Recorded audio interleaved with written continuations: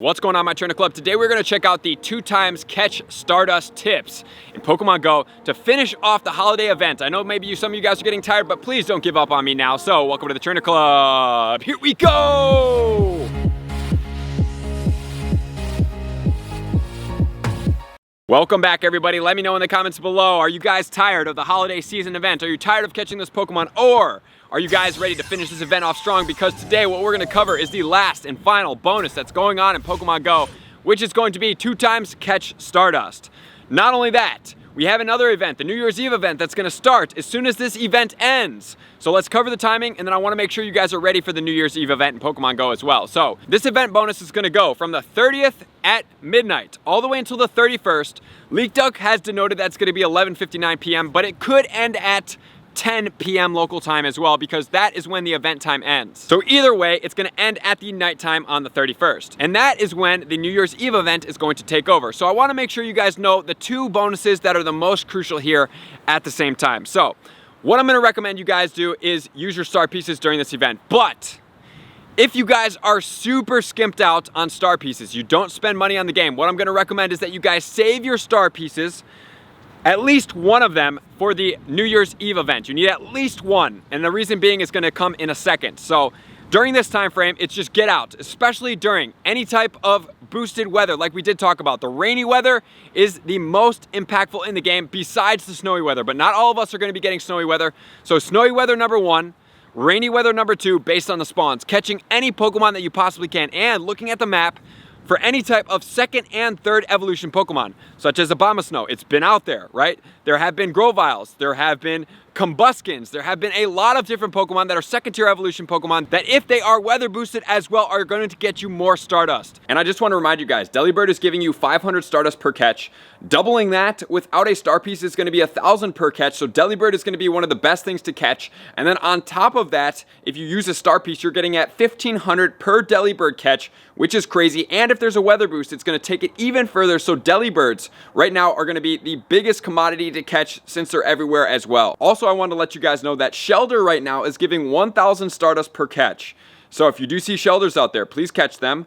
During this time frame, you're going to get 2,000 per catch on a star piece, 3,000 Stardust per catch for every single Shelder caught, which you got to do it. And then finally, we do have Wild Abomasnow. It is out in the wild, so that's going to give you 300 Stardust per catch base, plus another 300 for the double, which is going to give you 600 on a star piece. That's going to give you an extra 300, which is going to give you 900. So all of the evolutions, all of the weather conditions, and especially the Delibirds are going to be the biggest way for you guys to up on your Stardust. So getting out there and hunting as much as possible on a star piece if you can, if it's a part of your gameplay, that is definitely important for you, because you're going to start stacking up on Stardust. This Stardust, along with the Stardust coming from the New Year's Eve, and then on the Machop Day 3x Catch Stardust, is really, really good. But if you have to save, you're like, I can't really afford this, I can't do this, what I'm going to suggest, one star piece for the New Year's Eve event and save all the rest for the Machop Day.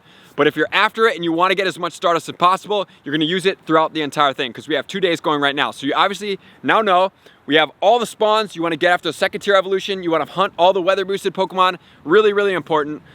But then on New Year's Eve, which we will cover in the tips video, we have 2x Hatch Stardust, which is really beneficial. So during this grind, towards the end of this event, guys, I want to make sure you guys are getting after all of the Team Go Rocket leaders and stacking up on 12 kilometer eggs. Reason being, when that event hits, not only are we getting the 2x Hatch Stardust, we're getting half incubator distance. So you don't need to put on any eggs.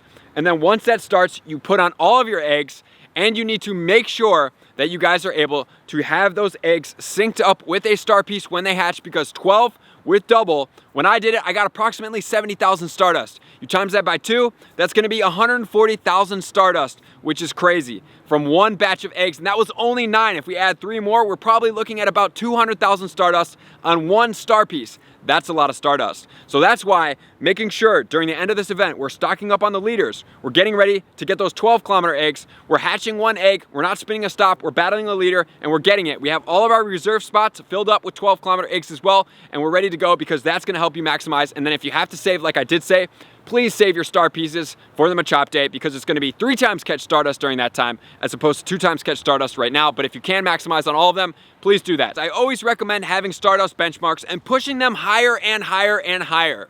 The reason being, or what is a Stardust benchmark first before we get into that? A Stardust benchmark is basically saying like, I'm gonna have 1 million Stardust and I'm not gonna go below that unless it's absolutely direly necessary. Why do we do that? Because let's say that Go Battle League drops a new cup and you're like, oh my gosh, I need 3 Pokemon immediately powered up with second moves. If you have 0 Stardust because you've been spending on stupid things, you are not gonna be able to power up your Pokemon to succeed in that league. But if you have that benchmark and you know that's your benchmark and the only way you have to do is you absolutely must have a raid counter or a team, you don't go below that, that's gonna have a cushion pillow, similar to like a savings account. It's a Stardust savings account. So anything that gets thrown at us in Pokemon Go is going to be the best thing for you. So right now during the double catch Stardust, and then we have the 2 times hatch Stardust, and then we have the 3 times catch Stardust on the Machop Day, can really bump up your Stardust reserves. And what I suggest is pushing it as high as possible. For me, obviously it's a little obnoxious for some of you guys. I'm over 27 million Stardust. I still power up my Pokemon. My teams are boss, but I'm ready to go for absolutely anything that they throw at me ever. So I never have any worries. If I have to miss a Stardust event, I'm not like cringing at it because I have 0 Stardust. I'm ready and prepared. And so if you guys can be ready and prepared too, take whatever you have. Maybe it's 700,000 Stardust. Set yourself 1 million. If it's 2 million, set yourself 3 million. If it's 3 million, set yourself 5. Get it up there, because when you have that much Stardust, you're much more relaxed when you play Pokemon Go, because you don't have that scarcity mindset of, oh my God, this came out, new raid boss, I don't have this counter, I'm a new player, I can't do it. That is gone, you're now safe. So Stardust benchmarks right now are an absolute must. So now, final tips guys, please check them out right now to make sure you guys aren't missing out on anything with the event finale going on.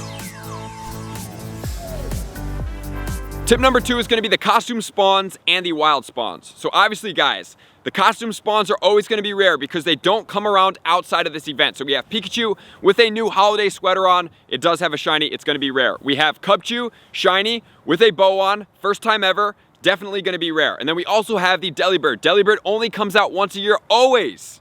So please get after the Delibird as much as possible. And thank you to Abby from our Discord. She pointed out that Delibirds are giving out 500 Stardust per catch on a star piece, 750 Stardust per catch, which is really cool. And then also we have Stantler out back with the bells on. So that one does have a shiny as well. The bells shiny is gonna be rarer because you only get it during the Christmas season. But where do some of these other Pokemon sit in the Go Battle League, and are they relevant for you guys to catch? We do have a couple of them. So we have 2 different options for Azumarill. Azumarill is going to go from either XL in rank 1 or regular in rank 3. So if you just want a regular one without a buddy boost, it's going to be 8, 15, 15. However, now that we can go to XL Candy beyond level 40, the 100% IV at level 45.5, rank 1 with the moveset of Bubble, Ice Beam, Hydro Pump. You can also do Charm on that Pokemon, but you have to really depend on how you play that Pokemon. It's gonna be a 0, 15, 15 at level 45.5. So yes, it's gonna be expensive, but since they're spawning right now, you can get that XL Candy. You can find the 0, 15, 15 hopefully, or something close, and you can get it close to there, because that's gonna be the best case scenario for that Pokemon. We have Frostlass from Snorunt, which is going to be the female form of the Snorunt.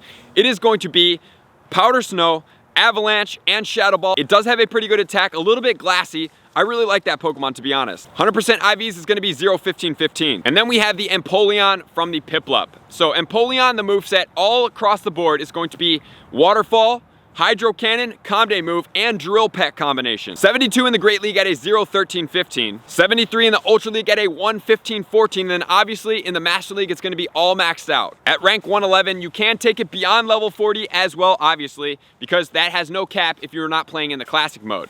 But beyond that, as far as meta raid attackers, not really too relevant there. Nothing really points out. It's just focusing on the rare shinies and the Go Battle League, which then is gonna lead us into tip number 3. Tip number 3 is gonna be focusing on the eggs. So do I think the 5-kilometer eggs are gonna be worth it? Honestly, I do not. I would suggest focusing on getting 12-kilometer eggs to stack up so that when you do have 1-hour star pieces coming up in the future during this event time, you can hatch those 12-kilometer eggs on the star pieces and stack up on as much Stardust as possible. That's my biggest thing right now. All of these Pokemon, besides the Smoochums that we're gonna cover here, are virtually spawning in the wild. So it's not really something that's really dire to get after honestly. The first one we have Seal. Seal is going to be in eggs, 100% IV is going to be 555. Dugong is actually a beast in the Go Battle League. However, it's going to need a double TM in the fast and the charge to be able to get you both legacy moves. So be careful on that one if you want to use it, but hatching it's not going to be the optimal IV set. You're going to have to try to trade it. So really not the best way for you to get a good quality Seal for the Go Battle League. Swinub 100% IV is going to be 423 from eggs. Then we have Smoochums. Smoochum hatch is going to be 738. And then we have Snorunt, 100% IV, 507, not the best way for you guys to get it for Go Battle League, and it's spawning in the wild, so not really worth it. Then we have Snover coming in here. Snover also spawning in the wild, so it does have a shiny, but not also worth it. 662 is gonna be the 100% IV, and then we have Vanillite. Vanillite's also in the wild. 590 is gonna be from the egg hatches. So guys, if you really want to smooch them that bad, it's gonna be probably pretty rare, and then you're gonna have to hatch the shiny as well, which is even rarer, which then probably not gonna do it. 12-kilometer eggs are my focus, saving them up for Saturday at midnight when the 2x Stardust duration goes after. If you guys can have 12-kilometer eggs, if you guys have the bonus eggs, that's gonna be amazing for you guys, which is then gonna lead us into tip number 4. Tip number 4 is gonna be the research tasks. Guys, get after these as much as possible. They're relatively easy. They're gonna be easy to complete, especially if you're going from level 45 to level 46. You are going to have to do 100 research tasks. This is a great time to do it. So we have catch 5 ice-type Pokemon for a Snover encounter, 100% IV, 497. And then we have catch 10 ice-type Pokemon. I would suggest you guys do that because it's going to be a vanilla. I would suggest pineapping this Pokemon as much as possible because I do believe it's going to be rare outside of this event. Catch 15 ice-type is going to be a rare encounter for the Cryogonal. 1199 is the 100% IV. Send 5 gifts to friends is going to be Delibird encounter, 100% IV, 469. And then AR mapping can be 80 Mega Abomasnow energy. Doesn't really matter too much. I honestly think that task is a little bit more tasking than it's worth. You can still walk all your Pokemon or just do one Abomasnow raid and get it. Or it can be a Snorunt encounter that does have a shiny also in the wild, so not really worth it to me. 380 is going to be the 100% IV, which then is going to lead us to tip number 5. Tip number 5 is going to be talking about the raid bosses. So there's raid bosses in here. There's a Alolan Sandshrew out there. If you didn't get one from the last event in the shiny form, honestly, I probably wouldn't raid for it. Not really worth it in my opinion. Most of the raid bosses out there are not really worth it, except we have Regice coming out this weekend. So I would focus your raid passes not on some of the lower tiers because they give you less XP. I would suggest higher tiers of the Megas as well as Kyurem. Even though you may not want Kyurem, just remember guys, that black and the white version are coming out at some point. I don't believe that they're gonna have different separation of candy. So getting as many Kyurem raids right now, stacking up on that XL candy as much as possible. And just remember guys, the black Kyurem is a monster in this game. So having XL candy and powering that thing up beyond level 40 is really going to change your game as far as how powerful you can be and how easily you can take down raid bosses, which is going to get you a higher ball quantity to be able to help you catch more legendary Pokemon. So that's going to do it guys. I appreciate you guys for being here as always. Thank you guys. Congratulations guys, you have made it through this event. You have followed all my tips and you guys have succeeded as much as possible. And if you have followed all my tips guys, you have made monumental Stardust gains. You made bigger pushes towards your Stardust benchmarks. And you have made bigger pushes towards your XP, so congratulations.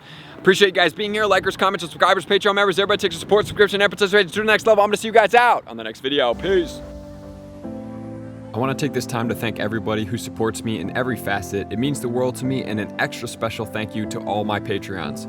I greatly appreciate the extra support to continue to allow me to pursue Pokemon Go full time, allowing me to create my daily video uploads in the most timely fashion for everyone's benefit.